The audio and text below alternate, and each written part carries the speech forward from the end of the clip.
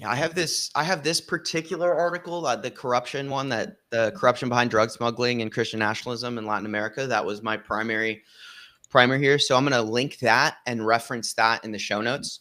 Okay. So that'll be kind of like the launch pad. But honestly, like we can just kind of go wherever there is no, Yeah, um, there's just so much to cover. It yeah, can go there, anywhere. like how do you even, Right.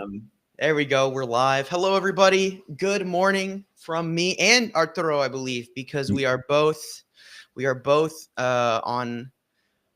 It's We're both. noon for me, so It's noon. Yep. lunchtime. Okay. So we just skirting by.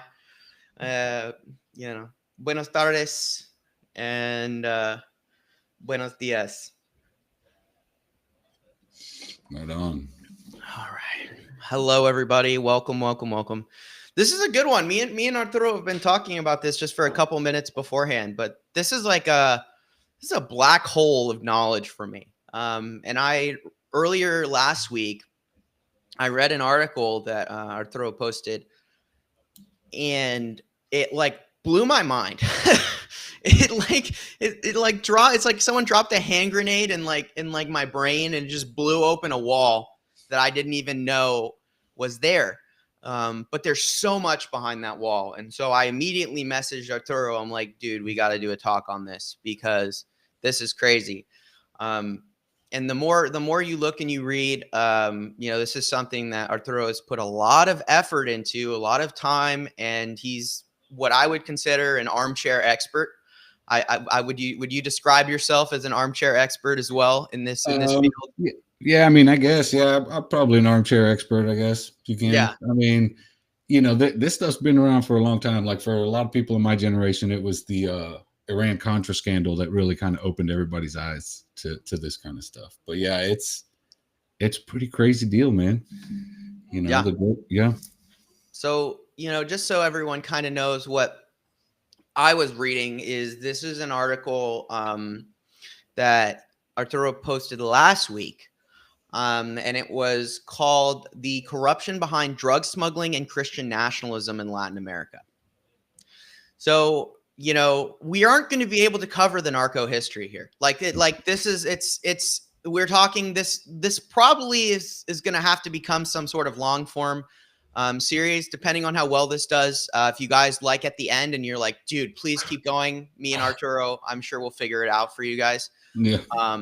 I think this is all really important, and I think it opened my eyes to, a whole other side of the coin, right? Because it's like we're fighting on one side of the quarter, which is like the oligarchy and, the Christian nationalism and the fascists and the Nazis. But, if you flip it to the other side, it's like now you have the CIA and all of these kind of deep state, what I would consider like another form of deep state being, these agencies, rogue agencies, it almost appears, doing their own kind of thing to maintain some form of status quo that's been that way for a long time. And, so in this article we're referencing, I guess, actually, I always do this. Welcome, everyone, to another episode of Firebrands United. It's all good, bro. All good. All good.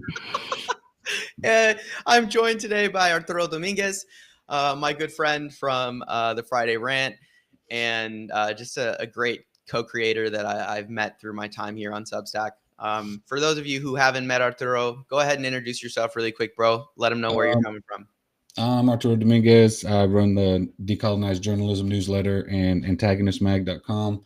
I'm the editor in chief there. I kind of, most of what I cover has a lot to do with Latinos, from immigration to Latin America to, a lot of race issues and stuff. So, yeah, I mean, that's kind of what I do. I'm a little bit all over the place, but there's a bit of a focus, and it's mostly human rights. So, yeah. Yeah, totally. And I mean, there's so much in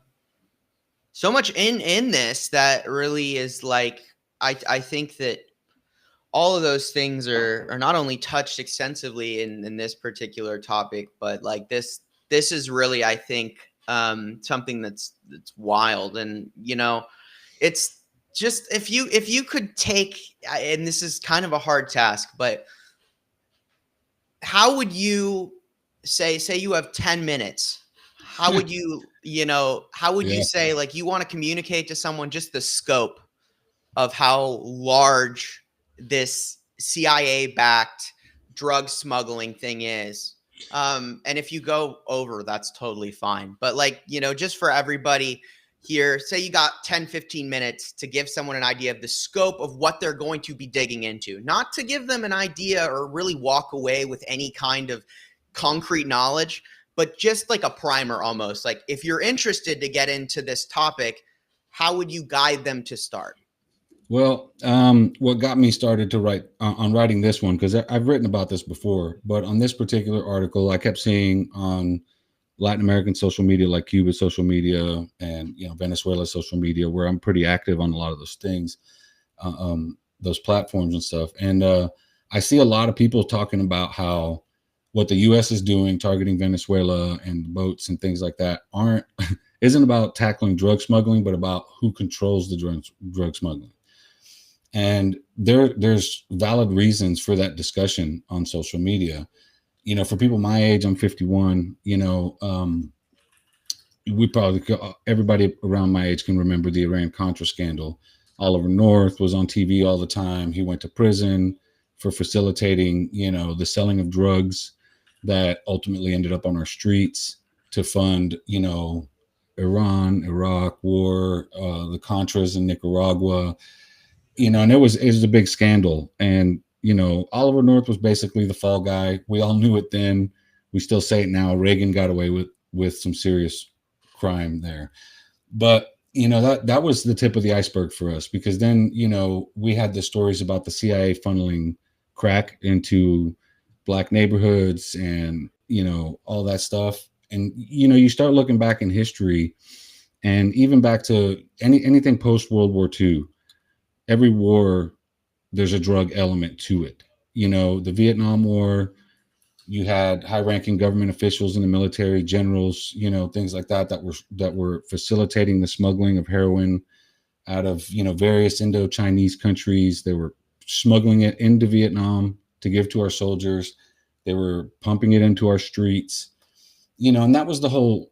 That's what led to a lot of the war on drugs too. In the Nixon era, heroin was a huge problem, and that's where it came from. And a lot of our military assets and CIA agents, and if you read that book that came out in August, the Fort Bragg cartel, and a lot of special forces people, they were all involved in that. I got a question really quick Yeah. before.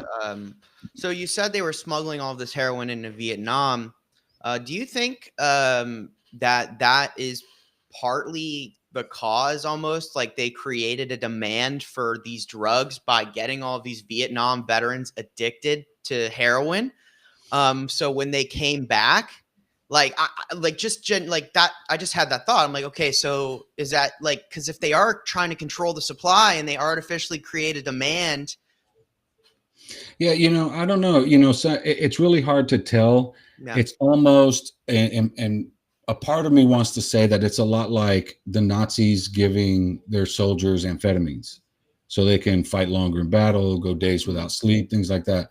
Maybe these guys don't go days without sleep, but they're numb to what they're surrounded by because of it. And maybe that was a part of the factor in those decisions. It's really, really hard to tell what motivates it aside from money, because the access is there. In Afghanistan for 20 years, we were there. And, Afghanistan, even in the 80s, between the Russia Afghan war, there was a lot of poppies, a lot of opioids, and opium and shit coming out of Afghanistan. That was facilitated by our military. And it helped fund Al Qaeda, which was fighting the Russians. And then, at that time we started seeing, and then when the Afghanistan war came again, when we were involved, there was more smuggling of opium and opioid related stuff. And it coincidentally, at the same time, we started having an opioid crisis. So, you can tie all these drug related crises back to individual wars, battles, things like that.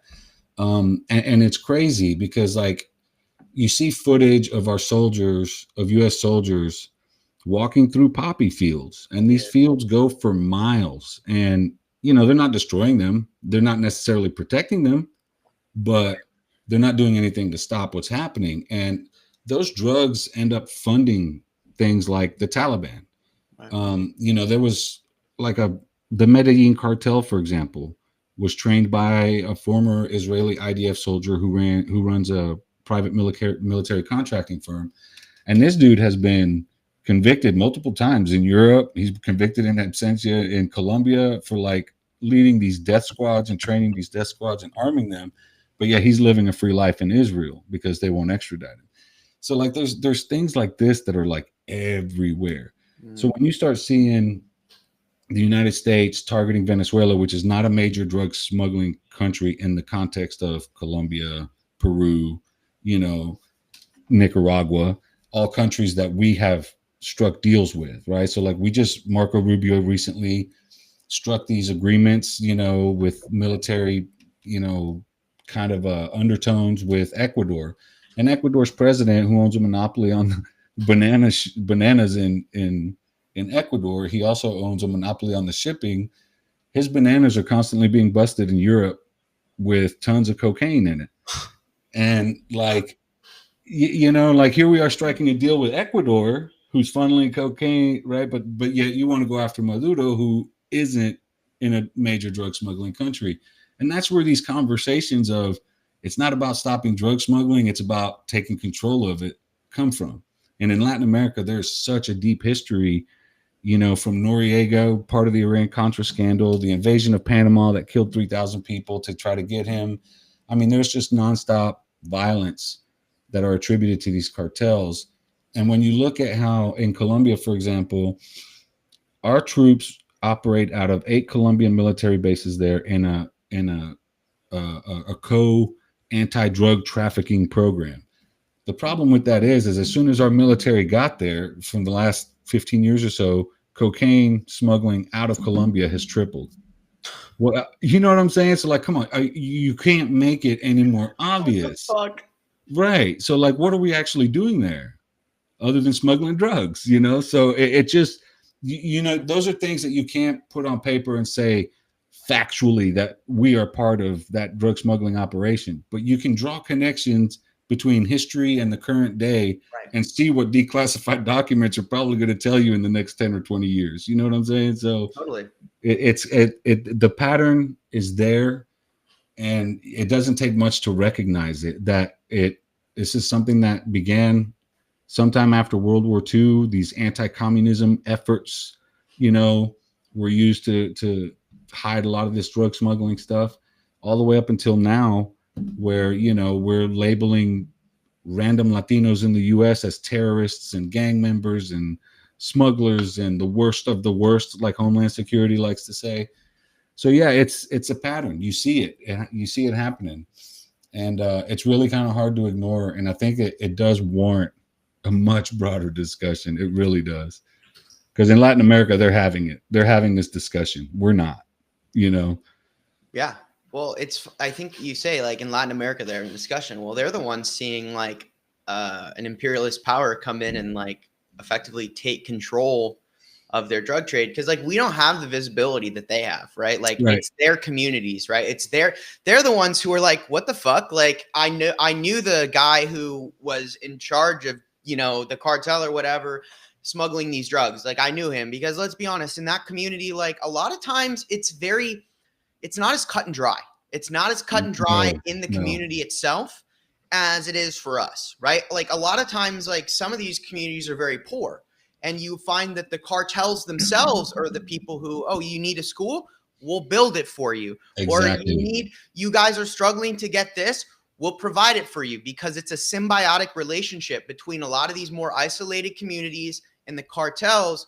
They're allowed to lean on each other and look at these economies. Like, if we're being realistic, like these countries have been screwed by years and years and years of interventionalist and imperialist behavior. They haven't been allowed to develop in the same ways that we have.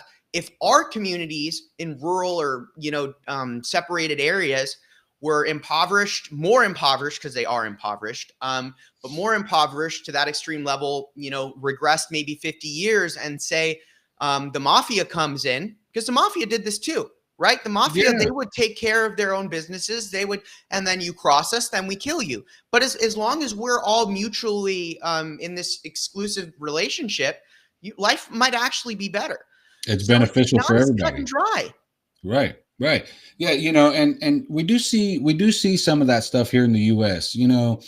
There's this thing called the Dixie Mafia, right? It's almost like a ghost, right? Because it's not really a mafia.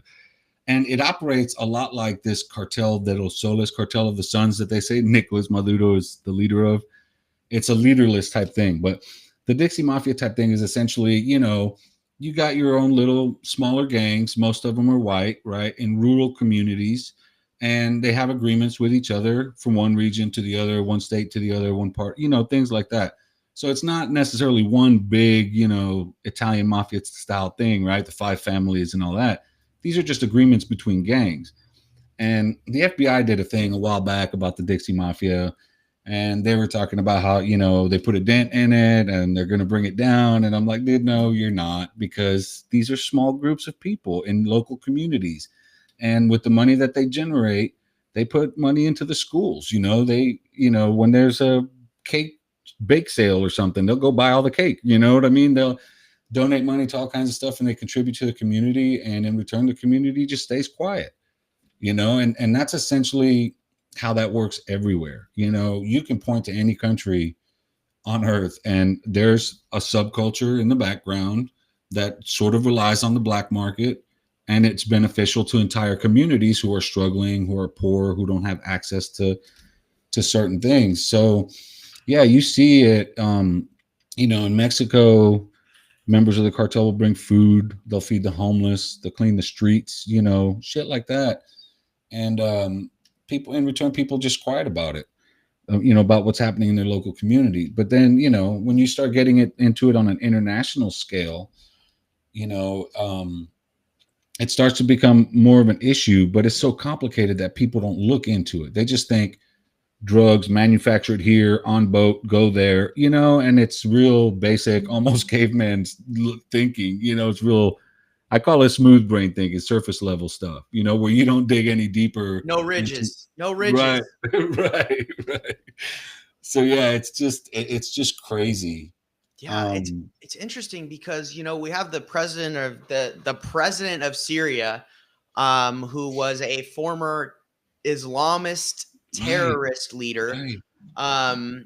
who is now the president because they toppled Assad. But what's interesting is we're talking about drugs, so everybody keep an eye out for this. I'm very curious to see Syria, the way Assad funded his country Mm, after all of the sanctions was drugs.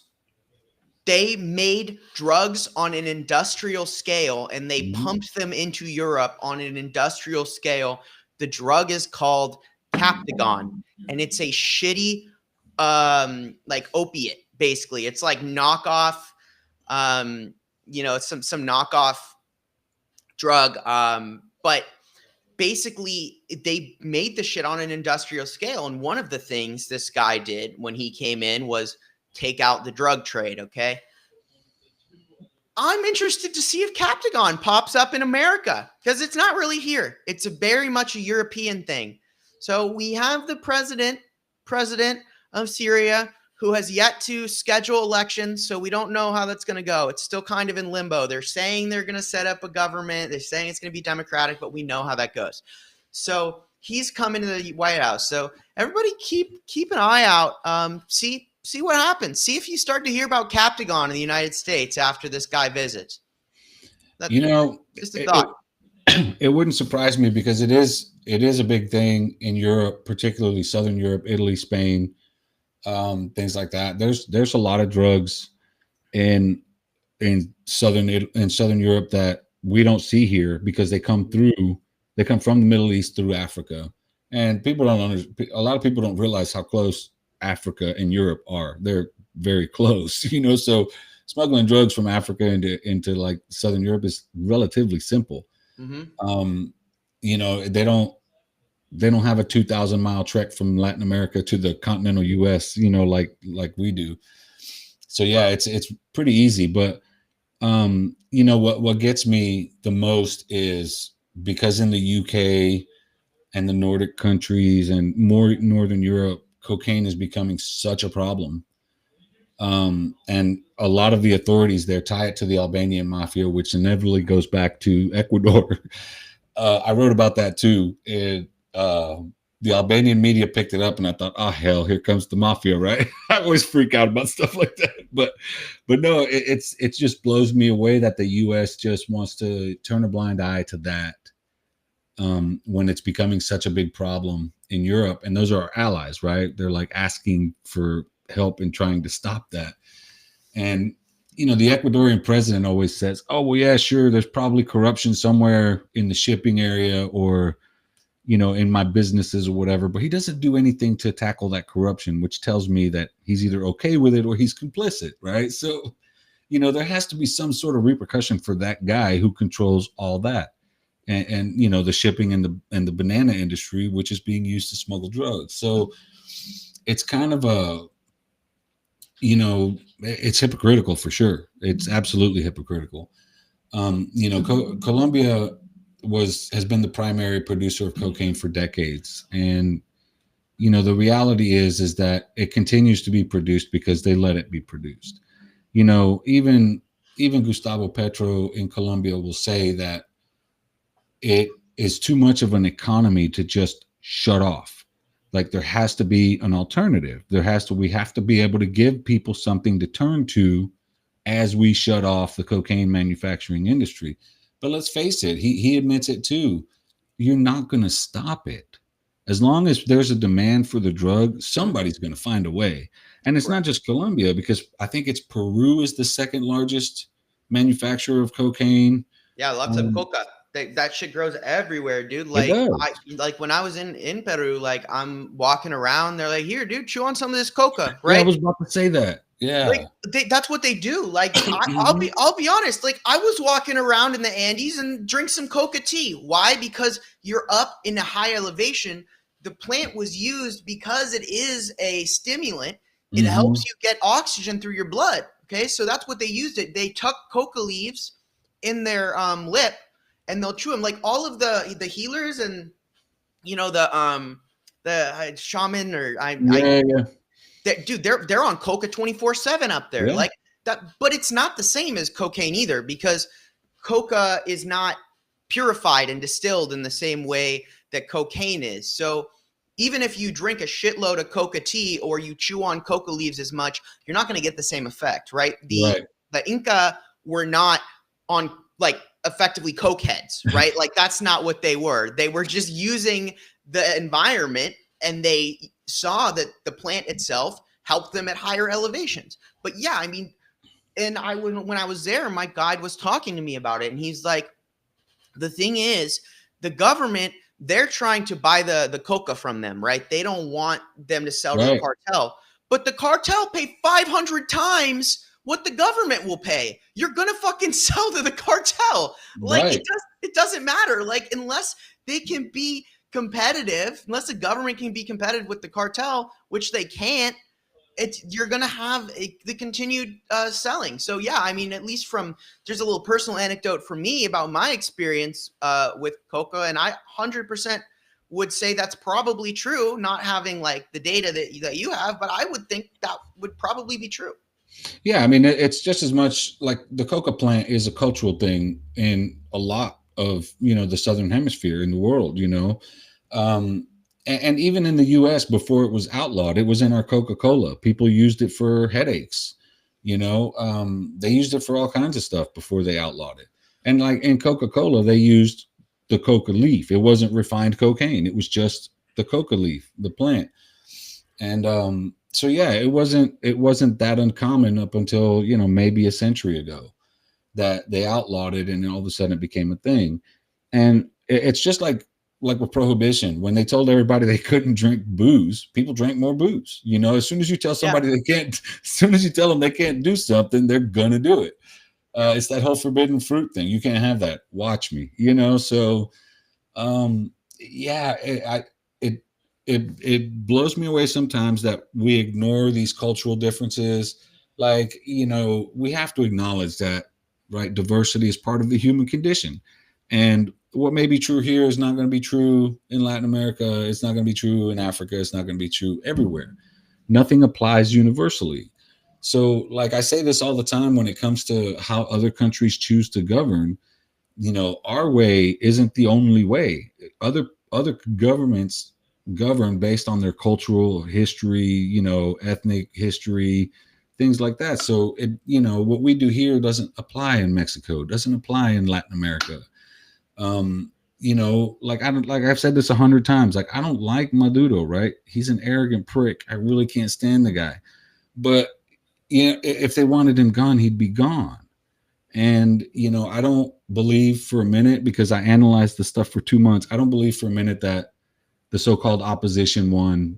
I think they reelected Maduro, and like him or not, that's who their leader is, and it's not up to us to determine who should be leading the country. It's not. There are millions of people there that hate us a lot more than they hate him. So like, especially now that we're just fucking extrajudicially killing people. Yeah, right. like fuck, that's not how you like. Yeah, the whole When thing is backwards as fuck. It's clearly obvious that hateful white people are, just blowing up people in the ocean. Like, all you have to do is watch Stephen Miller's fucking high school speech. Oh my where God. he's shitting on the fucking janitor because he's, Latino. Yeah, like, get the fuck out of here. Like, of course, the guy who is, giving the president's instructions, the mouthpiece of the president, who's dictating what the policy of the Pentagon should be, is blowing. Then of course they're blowing up the boats. Like I mean, it's like you said, the smooth brain epidemic, right? The lack right. of bridges. And then then there's so many other things that go along with that, right? Because you know all the talk in Cuba, in Venezuela, in any of these leftist countries that the US media or the US government calls propaganda, right? All the anti-imperialist talk, all the anti-colonialist talk, talking about the imperialist neighbor to the north. They call all that propaganda. But here they are in the Gulf, blowing up innocent civilians, acting like what? The colonizer, imperialist neighbor to the north. Everything these leaders say is easily validated by facts, by truth, by what we can see with our own two eyes. The United States government will debate that. I call the State Department the Ministry of Propaganda, because that's basically what it is. The Ministry of Truth, dude. Like, right. Dude, So 19. I had really quick. My fiance gave one of our copies of 1984 to her coworker, and he returned it like a week ago. But for months before, like a couple, weeks before, she's like, he's been like angry and upset. And he's been off, and he returns a book. I said, he woke up. That's why he's fucking pissed off. That's why he's irritated. He read the book and he realized he's been awakened to the fact that shit's fucked. Of course he's upset. Of course he's bitter. Of course he's pushing against the authority of his managers and shit. Of course, you read that book and you're like not aware. And then you finish that book and you're like, holy shit, the government is the Ministry of Truth. Like everything's double speak. What the fuck? Of course he's mad. Like shit like that too. Anyway, I mean, I don't know why that popped into my head, but no, but it's really hard not to be angry though when you look at what's happening, and then you pay attention to the history of it and how all of this is basically cyclical because they don't stop doing the same stuff. With the whole Israel slaughtering Palestinians, it's the same propaganda that we saw, but leading up to and during the Iraq War. In the first few years of the Afghanistan war, before people quit talking about it, it's all the same stuff. Every lie, every excuse, accusing Saddam Hussein or Iraqi troops of letting babies die in ICUs in Kuwait, which was a lie. They said the same things about Hamas and things like that. So about targeting babies, and it's they use these as tools to pull on people's emotional strings to manufacture consent for war, to justify it, to get the public to say, yeah, no, we definitely got to go to war because that's unacceptable. And it's all a lie, and we see it happening right now with Maduro. We see it happening with, Cuba, Nicaragua. When if you just talk about Latin America, there are a lot of countries that the U.S. is targeting for so-called human rights abuses, but all the far right governments like El Salvador and Ecuador, and all that, they're ignoring. So it's really hard to take anything anybody says seriously. It doesn't matter who the president is, because under Biden, the State Department, the CIA, the FBI lied just as much. You had Mhm. Chris Wray in Congress talking about red lights blinking anywhere because terrorists are coming from Latin America, and this, and that's like, show me where you have evidence of it, and they wouldn't provide any. Yep. And that's kind of where I'm at. I'm like, okay, so you're saying this is happening? Show it to us. Let the public know that it's for real. And they won't, because it's bullshit. I mean, Chris Wray was in Congress 2-3 years ago saying red lights were blinking because terrorists were coming from Latin America, and what? Nothing happened. This is the same thing after the war, after 9/11, where the government was like, we don't know when and we don't know how, but a terrorist attack is inevitable. Like, what the hell is that supposed to mean? Like, what the fuck? They talk I'm about the gonna known I'm gonna unknowns and justify all of these actions that I'm gonna take on right. the speculative idea that this shit's gonna happen again.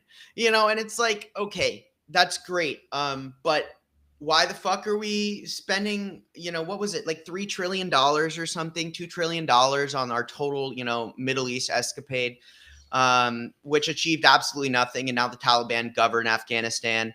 Um, you know, and what, now that the Taliban govern Afghanistan, you want to know something interesting is that throughout that entire war, the Qatar hosted a Taliban emissary Mm. in Doha, and the United States government met with them the whole time, all the time. They met with the Taliban all the fucking time in Doha in Qatar.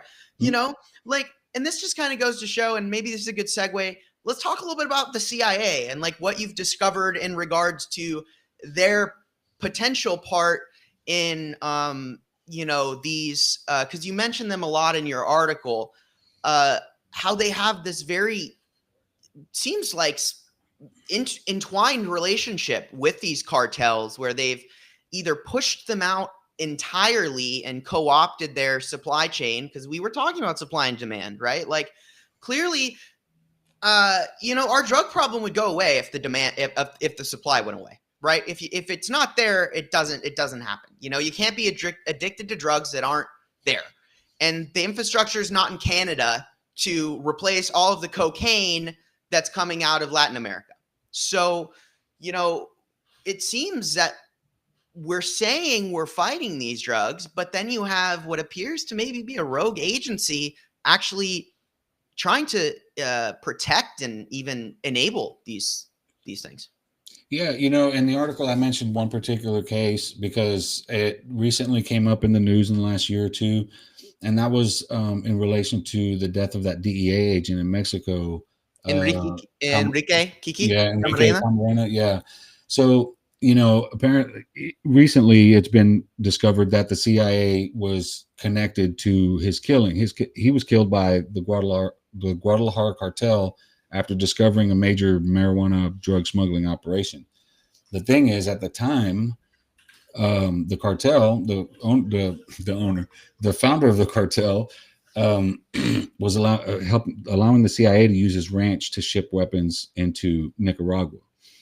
So, the CIA is being implicated in his murder in a couple of ways. One is there's belief that at least one or two agents were involved in his killing, and the other is looking away because he was one of their assets. He was beneficial to them. So, despite the fact that they killed a DEA agent from the United States in Mexico, the CIA turned away, and because his ranch was a key asset in getting weapons into Nicaragua. There are many cases like that. The CIA was caught, I think it was in 1990, working with Venezuela's anti-drug unit, and they were trying to ship cocaine out of Venezuela. That Venezuela's anti-drug unit would confiscate some drugs, turn it over to the CIA. The CIA would try to ship it into the U.S. And the plan worked until one of the shipments was caught by Customs and Border Protection at the Miami International Airport. Hmm. And it was starting to become a big scandal, but it was basically written off as, quote, instances of poor judgment and management on the part of several CIA officers. They were smuggling drugs to put on on the streets in the United States, and it was an error, poor judgment. Are you joking me? So one dude resigned and another guy was reassigned. That was it. Nobody faced charges. None of that. And on the Venezuela side, plenty of people were prosecuted in that. So you see the difference. You look at, like, um, in Europe, and a lot of international uh, bodies look at Cuba and they say, "Man, if we could fight drug smuggling like Cuba does, that they're like the gold star." But if you ask the CIA, no, everybody in Cuban government is a narco trafficker. That's their favorite thing, narco terrorists, this new made up thing. And that started with Bush, by the way. If you're because of the whole how Al Qaeda and the Taliban are being funded by drugs, right? Drug money. There was a point in time where Bush was trying to tell people that, oh, every time you buy drugs, you're funding Al Qaeda. Okay, maybe, but I seriously doubt it. My drugs are coming from the border in Latin America. Ain't got shit to do with the Middle It's East. not going back that far. We all know how trickle down economics works. Right, Like, come on, right. let's be honest. The only reason anyone could make that statement is with the knowledge of the CIA bringing drugs into our country. If you're buying drugs, it's because the CIA brought it, and that's who you're buying it from, and they bought it from the Taliban. And I'm like, that's the only connection I make right there. That's the only connection I can make. It doesn't. You mentioned a lot of things about them smuggling drugs. Only one guy retiring. Where you do see crossover here is one of the things I've been reading. I've only read like the first 2 chapters, but of Zev Shalev's The Great Heist, where he talks about all of these big players and how Trump has been a mobster his whole life. Yeah. Like, it's not like like he's been a mobster his whole life, going back to like his very early ventures where he had all these fucking people and his towers, his buildings. And one of the things, though, you see Lex X something, but there's a gentleman. One of the things that you see a lot of is CIA, like money laundering, CIA slush funds. How do they get these slush funds? Where does the money come from? It's not coming out of tax dollars, probably. My question is, how much of those slush funds that are in our market being invested and moved around by these hedge funds and shit, how much of that is drug money? What is that? It's fucking money laundering, yo. It's money laundering, straight and simple. You make money on drugs, you put it into the market, and yeah, Lex Wessner. That's Wexner. There you go. So he also is intrinsically tied to Epstein. And it's like, as we expand this web, right, which is what we're all doing, right, Arturo, it's trying to understand. There's people who report the news, and that's helpful, I guess. But the most important job to be done, where our media fails us, is to paint the picture. That's what you do. That's what you've done and do so well, is you paint this picture of what's happening in Latin America for people. That's what I try and do with my writings about the oligarchy and economic corruption and these things. I'm trying to paint a picture, specifically crypto. I love that Aaron Parnas tells me what's happening during the day, but he doesn't tell me why it's important. Yeah. What good is that to me? Okay, so 77 people were pardoned. People are freaking the fuck out. I talked about it yesterday. It's pointless. It's 77 reasons not to not look at the Epstein files. They're all facing state charges. And okay, so they are immune to federal prosecution. Was the fucking DOJ going to prosecute them anyway? Fuck no. Right? But he's like, this is unacceptable. This is bad. Okay, no, what you should have said is 77 people were pardoned by Trump, but it means absolutely nothing. The majority of the cases themselves are state, and they have been dropped in the majority of the cases anyway. Instead, you could talk about drugs, CIA. I don't know. I'm not saying what he does is invaluable. What I'm saying is he's doing half the job, and people are giving him credit for doing the full thing. And like, that's what we're trying to do here. the news is valuable if you're able to put that piece together yourself. Um, but not everyone can do that. And that's what the service that you provide, especially in this area. So sorry to interrupt you, but um, No, I think it's important too because you have to have the context, right? Otherwise, then you just believe whatever comes out of the government's mouth. And yeah, I hate to tell y'all, the government lies, the cops lie, everybody in power lies because they have to cover their ass. And that's kind of where we're at, especially when it comes to this drug smuggling thing. I have no doubt there. I can't say I have no doubt. I know for a fact corporations have been involved in this type of drug smuggling too. That's part of our history as well. Um, you know, the bananas in Ecuador for one, that's corporate stuff. Then you had Dole, the whole reason the phrase banana republic exists. You had all these corporations, including Coca-Cola, that, hired essentially their own private military to target people in Latin America, to steal their land, to steal their crops, to, take ownership of economic assets in Latin America. And these, you know, again, that's what the reason why the term banana republic became a thing.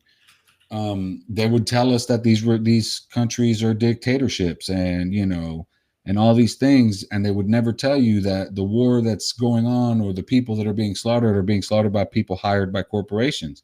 It wouldn't be till 20 years later, 30 years later, that we find out that corporations are involved in this stuff.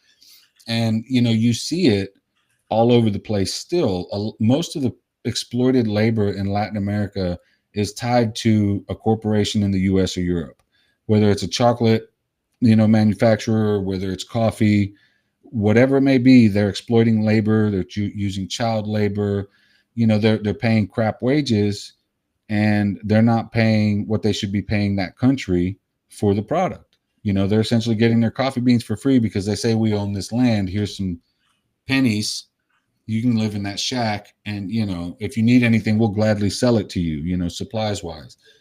So yeah, there's a lot of this exploitation that involves the CIA, involves corporations, and involves obviously the military and the special forces, based on that, the Fort Bragg cartel book. And none of it can happen without the CIA's knowledge. It is the central intelligence agency, and it has the power to overthrow governments and lead revolts against governments. And if it has that kind of power, then it absolutely has the power to know that corporations and government officials and special forces people are smuggling drugs all over the world. mhm. They are the facilitator. When you look at history, there's no other way to frame that. It's Yeah, not the FBI, it's not the DEA. I mean, the DEA butts heads with the CIA all the time. One of the reasons that shipment was seized of the Venezuelan cocaine at the Miami International Airport was because of DEA intervention. They tried to ask the CIA not to do it, and they did it anyway. And it right, wasn't by if it was pure luck that a customs agent found that cocaine. But right. when the DEA found it, they're like, "Told you, you're gonna get us in some deep shit." And and that's kind of what it boils down to. They disregard everything and everybody. They can, um, they make unilateral decisions. They go against our own military. They go against our own intelligence. They do what they think is beneficial, I guess, to the country in the most violent way possible, because that's basically what they do. They disappear people. And that's, cartels probably love that they can disappear people. Yeah, yeah. I mean, it seems, after everything we're reading, and that you've been saying, very, very clearly, very concisely, is that there's a large form of enabling, right? Oh, for sure. It's like you have the system where, yeah, you can disappear people. And actually, a lot of the times it's helpful for us in the CIA for you to disappear somebody who has become problematic, right? Like, you were talking about with Kiki, right? Mm, yeah. Who was disappeared. So yeah, he disappeared and killed him because he found out shit he wasn't supposed to find out. The entire situation itself is, without a doubt, part of this web that we're unfurling. The question I get out of this, too, that I think is almost as concerning to me as all of this as well, is that, like, actually we've been pretty unsuccessful in a lot of ways. Like, as we have been successful, like Cuba, right? Like, you wrote like about how Cuba foiled all these terrorist plots that do originate, just to be very clear, guys, there is substantial evidence that Cuba has presented in 2024 where they thwarted two terrorist attacks that originated in the United States, where you have people leaving Florida with weapons on a jet ski, trying to smuggle those weapons into Cuba to do something bad. You don't smuggle weapons in on a jet ski to a country because someone ordered them on Amazon or, rifles.net. No, you're Yeah. going there to use them. And the government and our media doesn't say shit about it. Why? What's the question? What's the reason? I think the reason is pretty simple. The reason is that there's something, they're trying to do something. And Cuba has been fighting a concerted effort, likely by the CIA, to destabilize the fuck out of Cuba for whatever reason, for decades and decades and decades. And I was reading what you were saying earlier. Like, I read about the Castro and like what the actual movement for Castro is about. It was a socialist movement. They wanted education. They wanted healthcare. They wanted people to not be fucking poor. It was students and teachers and young people. Hate Castro, love Castro. We don't fucking know who Castro was. Let's be very clear. The average American doesn't know who the fuck Castro was. I don't really know who Castro was. I know what I was told in school, which is propaganda using textbooks written and funded by the Heritage Foundation. Okay? That was my education. Heritage Foundation funded everything I know now, pretty much contradicts what I was taught, especially in regards to the United States history. World history is a little better, marginally better, still whitewashed as fuck.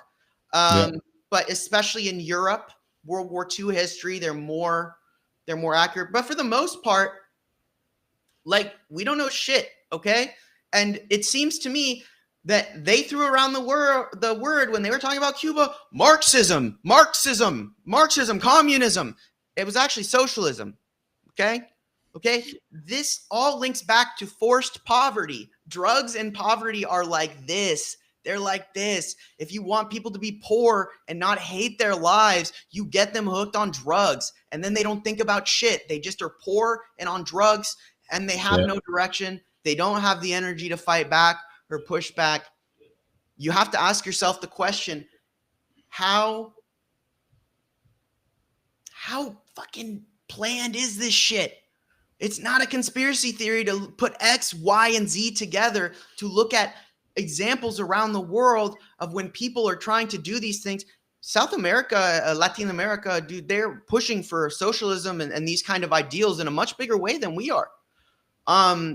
Because they experience real poverty, something we have yet to really experience.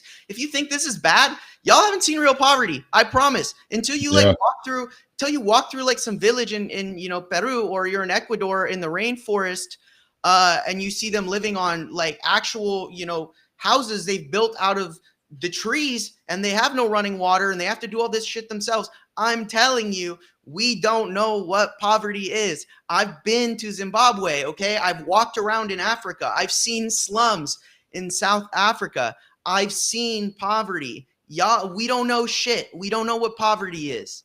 So when these people reach that point, they fight back. They push back. They want something different. That Marxism cannot be allowed to endure anywhere within the United States sphere of influence.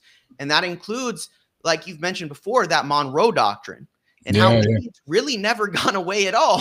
I mean, shit, dude. Yeah, when you look at Castro, and like I've read a lot of the declassified CIA stuff on Cuba, and Castro wasn't a communist when the revolution happened. Raul Castro was, his brother was. Fidel wasn't. He was a socialist, 100%. It wasn't until the U.S. turned its back on them and forced them to, embrace Russia's assistance that Fidel slowly but surely became a communist. It took him a couple years, but at the very beginning, the CIA was all about paint him as a communist, paint him as a communist. He has communists around him. He had a few people that were like his brother around him in his immediate proximity that were communists, and they wanted to label him a communist. It wasn't until he actually gave a speech praising communism that you could actually link him to communism, and that took like 2 or 3 years, and that was partially because they had to embrace Russia, because what else did they have? China wasn't a big player at the time. It was either the U.S. or Russia. So when the U.S. turned its back and tried to sanction Cuba, tried to starve everybody, you left them no choice. So they're a Russian ally because we made them one. And that's kind of where we are today. It is, they still, you know treat it as a communist government and all these things, but it's shifting more to a Vietnam China style economy, where it's not just, it's, you have a market economy where it's partially capitalist and partially socialist. And that's kind of what you see in Latin America. That's what people are looking for. They're looking for, they don't mind the capitalism, but they want to make sure people are taken care of. They don't believe in this oligarchy. They don't believe in this hoarding of wealth. There's a much bigger sense of community, a sense of social belonging. And that's one of the things people don't understand about Venezuela too, is when Chavez came in, it's called Chavismo, right? When Chavez came in, he did a lot of what Fidel Castro did. Fidel Castro desegregated Cuba 6 years before the U.S. desegregated.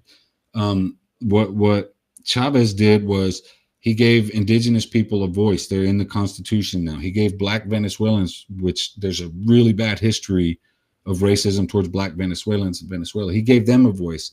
They're in the Constitution. Everything is culturally accounted for. And even though there's still extreme poverty in Venezuela, you go into the ghettos, and like I've seen interview after interview where everybody's like, at least we have representation now.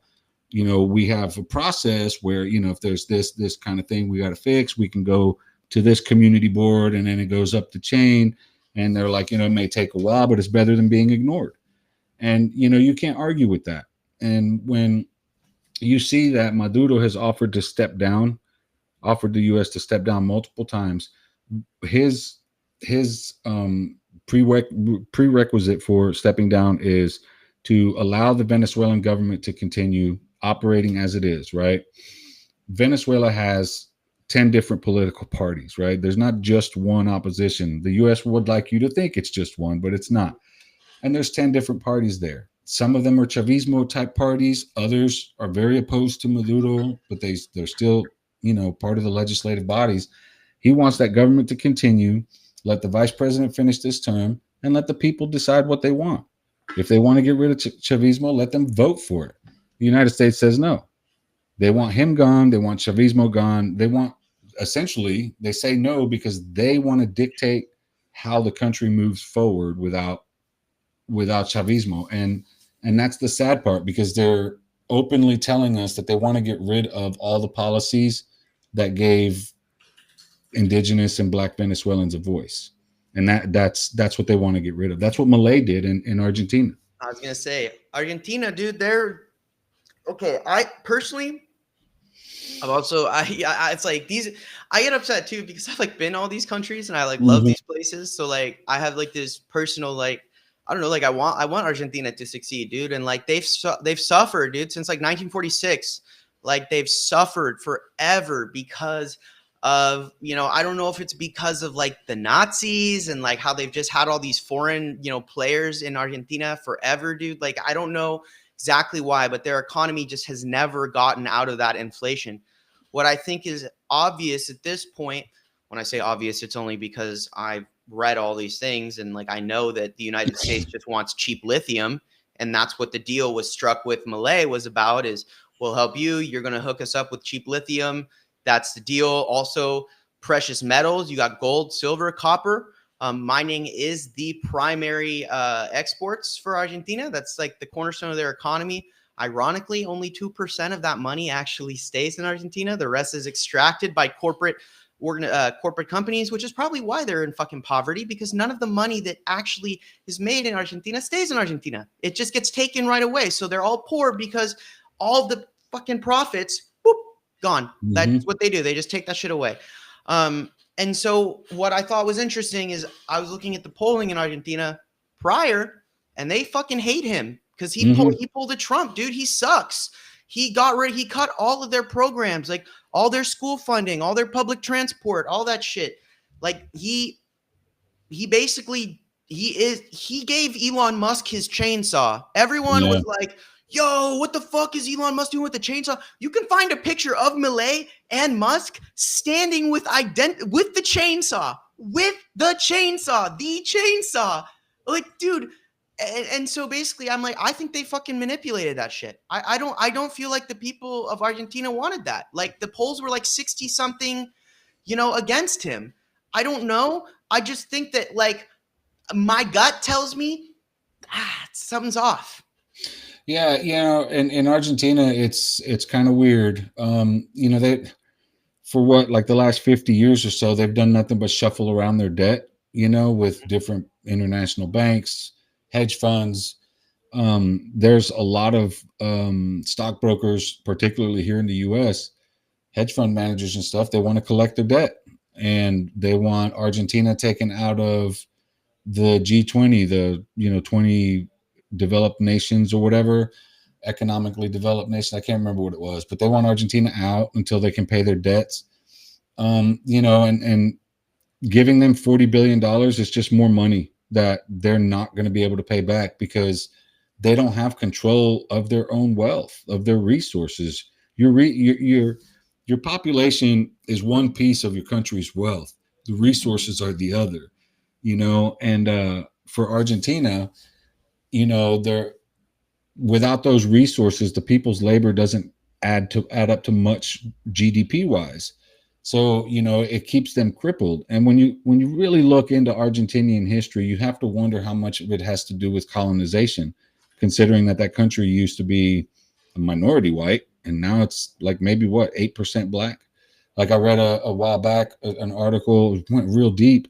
It's talking about there's no racism in Argentina, and that's because they killed all the non-white population, and that's why they say there's no racism, because everybody's white. And it strikes me because like I never thought of Argentina that way, but then I started looking into the history, and it's just like you have to wonder if this is all a result of Fascism colonization. is rife Right, in right. Argentina. Yeah. It's just crazy. It's crazy to me to just see that and how our government supports those countries, but not ones who advocate for peace and taking care of their population and Yeah. socialist type countries. You're walking around in Lima and you see a fucking beer garden. You're like, what the fuck?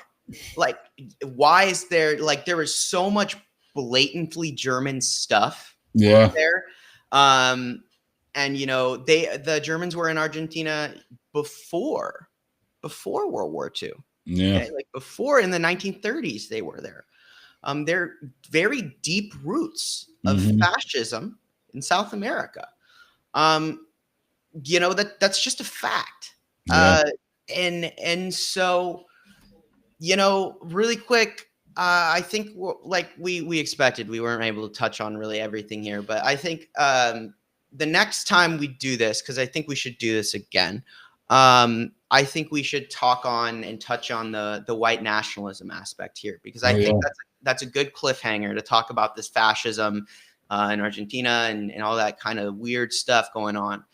There is a tremendous amount of fascism and this evangelical Christian racist shit going on, and that's just it's really a freaking rabbit hole. Like it just gets deeper and deeper.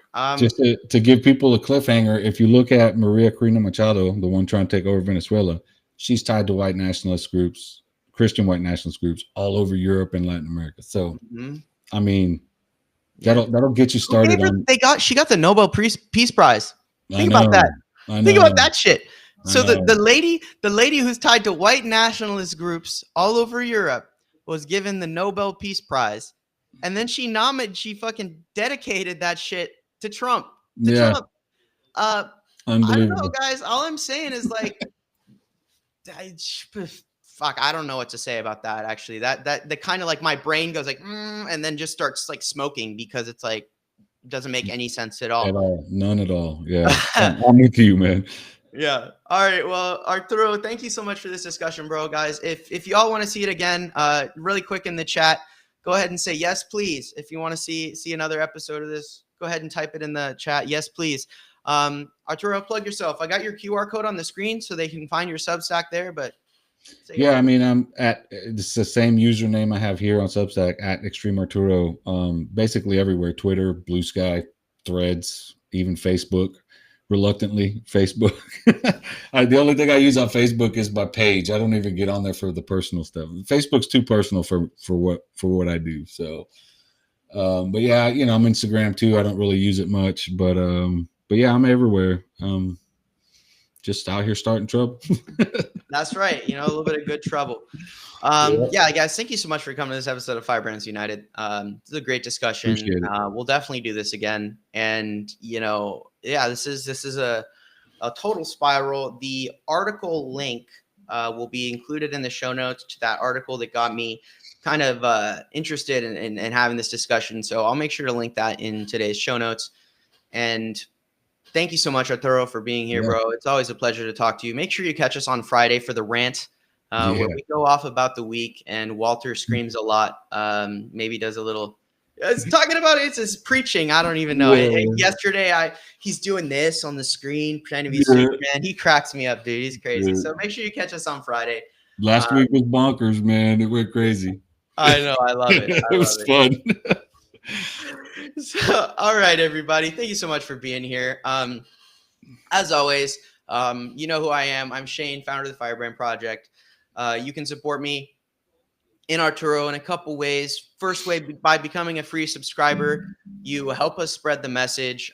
Make sure if you are a free subscriber and you're watching this, go the extra mile. Make sure you like, comment, restack all of this content because a lot of our work, unfortunately, we're starting to see that this community itself is just getting kind of pressed down in the algorithm. This is something like all of us are seeing now.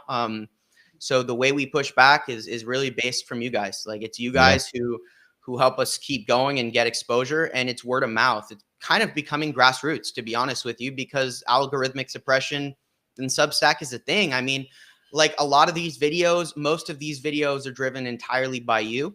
yeah, 8 to 10 organic Substack surfaces is very strange for the rate of engagement that we see. So it's up to you guys. Like if you want to keep seeing this content, you want to keep seeing us grow by being free subscribers. That's part of it. Another big way to help us out, obviously, is by becoming a paid subscriber. If you're in that position to help support us financially, like I know you guys have helped me buy groceries and feed my dogs, and I am certain Arturo can say the same. yeah, So it's those paid subscriptions that help us keep going. There's plenty of people who aren't suppressed in the algorithm with purple check marks who don't talk about these things, and I think that's wrong. And I think people who are willing to speak up, not just myself. There's so many people like that deserve that support. So please, consider supporting us both in both of those ways. And last but not least, remember the most important thing you can do is firebrands. Those who care about justice and integrity and respecting the communities in Latin America and the people down there. Is you take what we talked about today, you take it to the dinner table, you take it to the bus stop, take it to the library, take it to your friend group, to book club, and you keep talking about it because it starts here. But if it stops here, it's no good. So it continues with you. So thank you, everybody. As always, burn bright, resist, and we will all see you later.